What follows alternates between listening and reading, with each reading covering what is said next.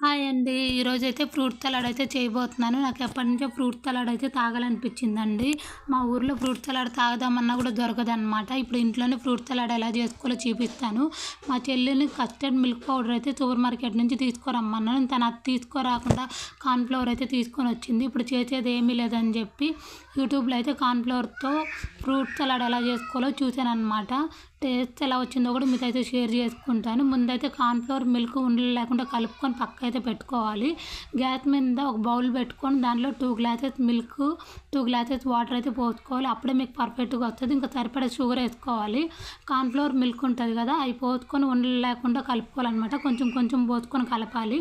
ఒకేసారి పోస్తే ఉండలు అయితే కట్టేస్తుంది అనమాట. ఇంకా పక్కకు తీసుకొని కొంచెం చల్లార్చినాక మన దగ్గర ఉన్న ఫ్రూట్స్ అయితే యాడ్ చేసుకోవాలి. నేనైతే యాపిల్, దానిమ్మ, బనానా అయితే వేసుకున్నానండి. టేస్ట్ విషయానికి వస్తే టేస్ట్ అయితే అస్సలు బాగాలేదండి. మీరైతే ట్రై చేయకండి. Bye bye.